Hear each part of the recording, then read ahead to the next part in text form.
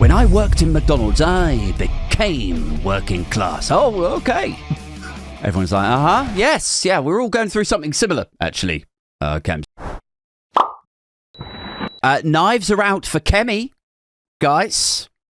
I don't know if you saw that. Have a look at Kemi Badenoch. She was talking yesterday, and she's done a big interview in the Daily Mail today. You might say there's not a lot of point in that, and there's not a lot of point in Kemi Badenoch right now. 52% of me finds her absolutely hilarious. And every time you think she can't get any funnier, she gets funnier. Knives are out for Kemi Badenoch. I think she is temperamentally too brittle, too quick to take offence.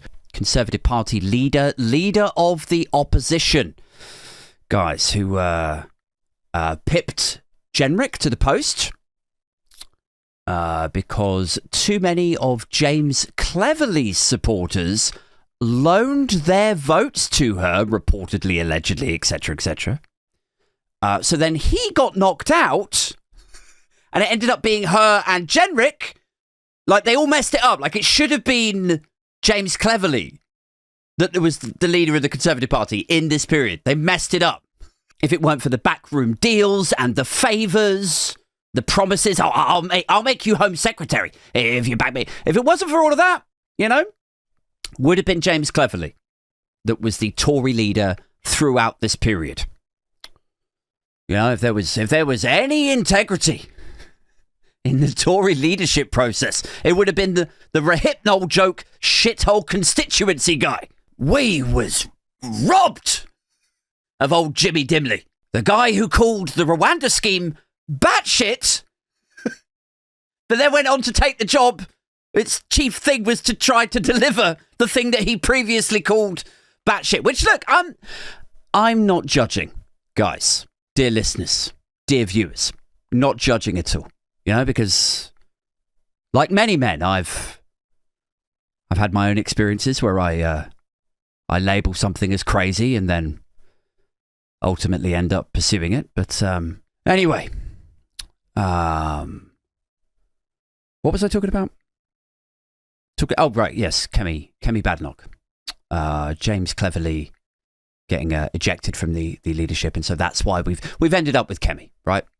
Who I think we can all agree has actually been a really impressive example of the Peter Principle, hasn't she? I mean, she's been over-promoted and over-promoted again, and she became. We've talked about her in this regard before. Like she only became high profile. People only really started to hear her name or become familiar with her. She only became high profile by saying stupid things that would get lefties like me clutching our pearls, basically. What we were like, she said what? About maternity pay? She said that when she worked in McDonald's for a couple of shifts, she became working class. That's what is she mad? She is. Oh, right. Okay. Well, maybe I'll take her out for a drink. No. That's no. We won't go down that road. But yeah, Christ. So some of this stuff just sort of gets swept under the rug, or it disappears out into the ether, doesn't it? Because there's so much insanity going around now. But we mustn't forget these greatest hits of Kemi's. I became working class after working a few shifts in McDonald's, she said. I said I became working class when I turned 16, when I was working at McDonald's. Quite a striking, quite an insulting thing to hear, I think, if you've grown up working class, if you've grown up on council estates. I became working class. And so, I mean, I remember when I heard that. I became working class when I worked a couple of shifts in McDonald's. When I heard that, I was like, I mean, if they're started looking for examples of what I guess you would call sort of reversed social mobility, inverted social mobility, moving from middle class to working class. I mean, there are honestly millions of us out here. Millions! Guys, take your pick, lads. When I worked in McDonald's, I became working class. Oh, okay. Everyone's like, yes, yeah, we're all going through something similar, actually.